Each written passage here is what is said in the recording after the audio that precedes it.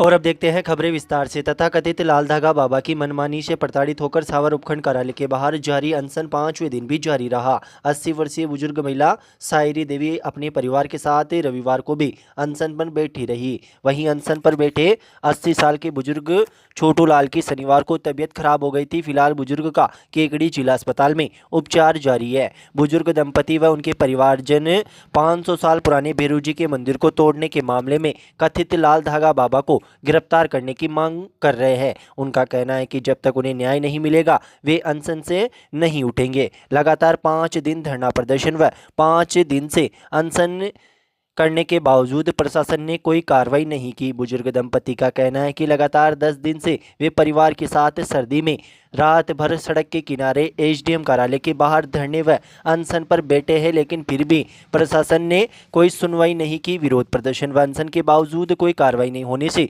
Police प्रशासन की कार्यशैली पर भी लगातार सवाल उठ रहे हैं। 80 साल के बुजुर्ग दंपति सहित परिवार पुलिस प्रशासन पर लाल धागा बाबा की प्रभाव में आकर उनके पुत्र सत्यनारायण पर द्वेषतापूर्ण कार्रवाई करने का आरोप लगाते हुए अनशन पर बैठा है। कथित लाल धागा बाबा के खिलाफ कई शिकायतें हैं पर पुलिस ने कोई कार्रवाई नहीं की।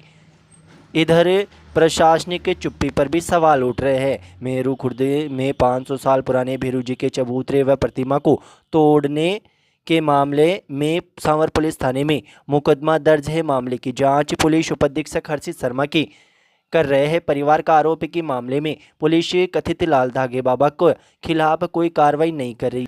वहीं दूसरी ओर तथाकथित लाल धागे बाबा के खिलाफ चल रहे धरना प्रदर्शन की लगातार कवरेज करने के बाद अब तथाकथित बाबा मीडिया को ही निशाने पर लेने लगा है। प्रदर्शन से जुड़े समाचारों को प्रकाशित होते ही बाबा का मानसिक संतुलन बिगड़ता दिख रहा है और उसने हाल ही में अपनी कोठी में आयोजित एक सभा के दौरान मीडिया कर्मियों पर अनर्गल टिप्पणी करते हुए उन्हें राक्षस तक कह दिया। बाबा की इस अभद्र टिप्पणी के बाद क्षेत्र के मीडिया कर्मियों में गहरा रोष व्याप्त है। मीडिया कर्मियों ने कहा कि लोकतंत्र के चौथे स्तंभ पर इस प्रकार का हमला किसी भी रूप से स्वीकार्य नहीं है और जल्द ही बाबा के खिलाफ कानूनी कार्रवाई की जाएगी। मीडिया कर्मियों ने स्पष्ट किया कि धरना प्रदर्शन से जुड़े समाचारों का प्रकाशन करना उनका दायित्व है और वे किसी भी प्रकार के दबाव में आए बिना निष्पक्ष और तथ्यात्मक खबरों का प्रकाशन जारी रखेंगे।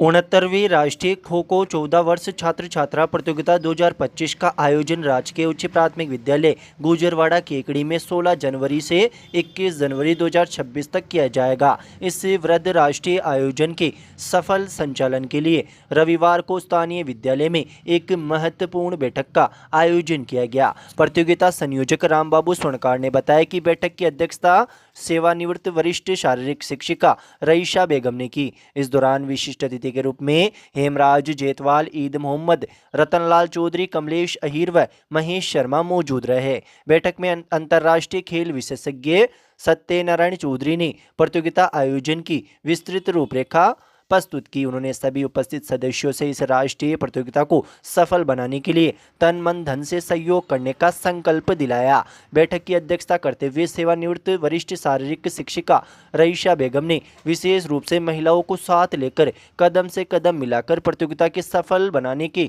लिए आह्वान किया। बैठक में किशनलाल जाट, तबसुम बानो, भागचंद आचार्य, सुरेश आचार्य, द्वारका प्रसाद बेरवा, विजय पारिक, मुख्तियार बानो, फरीदा बानो, शत्रुंजय पाठक, शिवराज गोड, सिराज मोहम्मद, सोनू साहू, गफ्फार अली, बनवारी लखोटिया, रोशन आरा, लाली जाट, आबिद अली, केदार चौधरी सहित कई गणमान्य सदस्य मौजूद थे। बैठक का संचालन रामचंद्र शर्मा ने किया। अंत में महेश शर्मा ने सभी का आभार व्यक्त किया।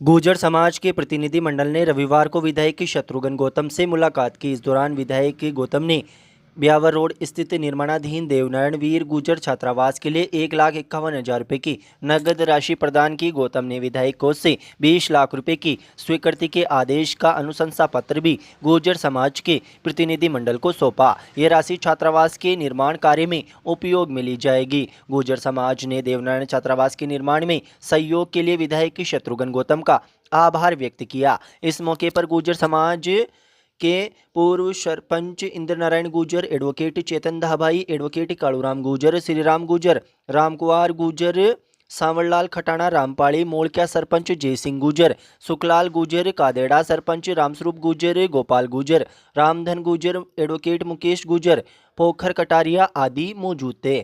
समाज के प्रतिनिधि मंडल ने विधायक गौतम का आभार जताते हुए इस सहायता को छात्रों के भविष्य को संवारने की दिशा में एक महत्वपूर्ण कदम बताया।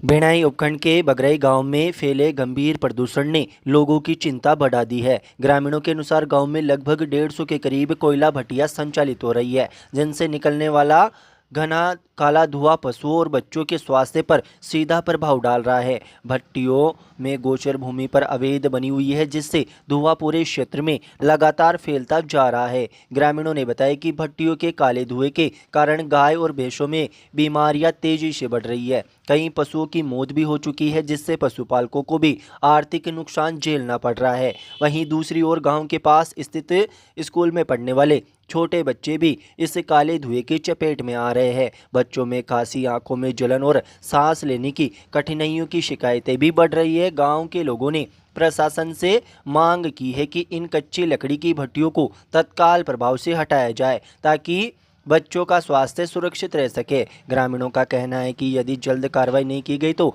प्रदूषण के कारण हालात और भी गंभीर हो सकते हैं, जिसके बाद ग्रामीणों को आंदोलन करने पर मजबूर होना पड़ेगा।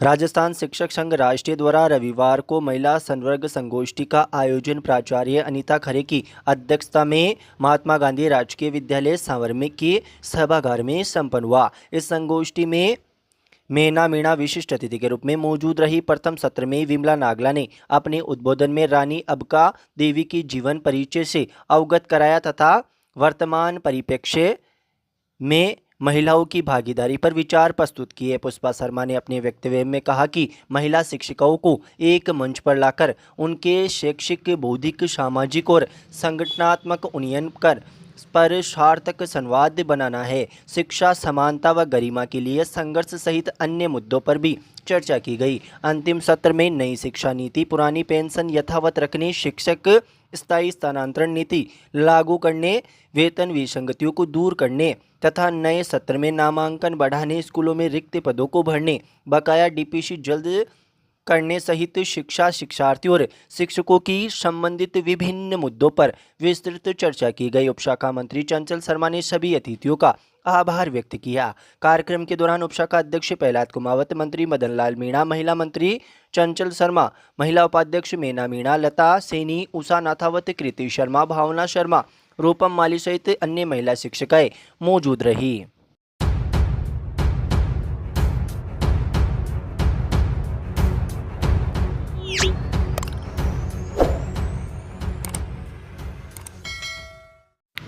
निकटवर्ती ग्राम बड़गांव में रविवार को जैन समाज द्वारा जैन मंदिर से चंद्र प्रभु भगवान की विशाल शोभा यात्रा निकाली गई। जैन समाज के हगामी लाल जैन ने बताया कि चंद्र प्रभु भगवान को विमान में विराजित कर बैंड बाजों के साथ भव्य शोभा यात्रा निकाली गई। इस दौरान शोभा यात्रा में महिला पुरुष नाचते गाते हुए महावीर स्वामी के जयकारे लगाते हुए चल रहे थे। भगवान चंद्र प्रभु के विमान को गांव के बालाजी की बगीचे में विराजित करके विधि विधान से पूजा अर्चना की गई। शोभा यात्रा में हेमराज जैन, अशोक कुमार, पारस कुमार, पदम कुमार, ज्ञानचंद, रवि कुमार, बाबू जैन, गुमानमल जैन सहित इंद्र इंद्राणी के रूप में सजे धजे महिला पुरुषों ने भाग लिया।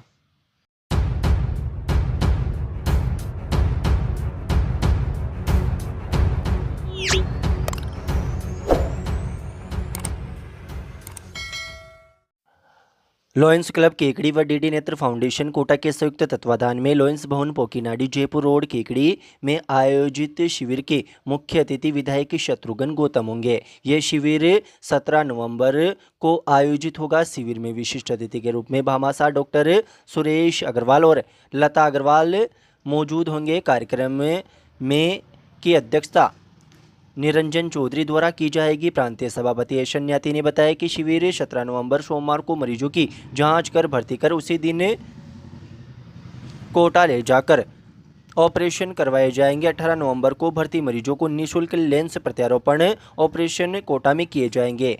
लॉयंस क्लब के सचिव भागचंद मुंदड़ा ने बताया कि नेत्र चिकित्सा शिविर में सभी लॉयन एवं लियो सदस्य सेवा कार्य करेंगे। कोषाध्यक्ष विनय पांड्या ने बताया कि डॉक्टर रामेश्वर चौधरी द्वारा निःशुल्क फिजियोथेरेपी की जांच एवं परामर्श दिया जाएगा।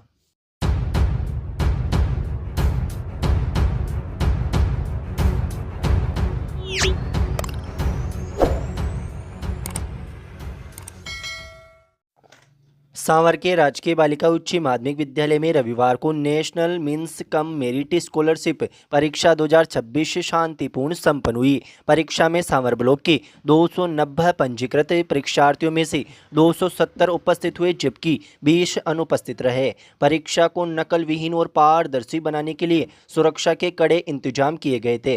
प्रत्येक परीक्षार्थी को पहचान पत्र व प्रवेश पत्र की जाँच के बाद ही परीक्षा कक्ष में प्रवेश दिया गया। मुख्य ब्लॉक शिक्षा अधिकारी मधु गुप्ता व एसीबीओ नेमीचंद सामरिया ने केंद्र का निरीक्षण कर परीक्षा व्यवस्थाओं का जायजा लिया। केंद्र अधीक्षक प्रियंका लोरिया ने बताया कि एनएमएमएस परीक्षा आर्थिक रूप से कमजोर लेकिन प्रतिभाशाली विद्यार्थियों के लिए शिक्षा का बड़ा सहारा साबित होगी। परीक्षा उत्तीर्ण करने वाले विद्यार्थियों को कक्षा 9 से 12 तक प्रतिवर्ष 12,000 रुपये की छात्रवृत्ति प्रदान की जाएगी, जिससे कि वे बिना किसी आर्थिक बाधा के अपनी शिक्षा जारी रख सके। परीक्षा के सफल आयोजन में पर्यवेक्षक रामलाल डिडवारिया, बीरू राम, लता शेनी, उषा नाथावत, सतवीर दैया, राकेश वैष्णव, सुरेश जहांगीर, नीरज वैष्णव, संजय जाजोरिया, मनोज मीणा, बाबूलाल मीणा, परमेश्वर दरोगा सहित अनेक शिक्षक मौजूद रहे।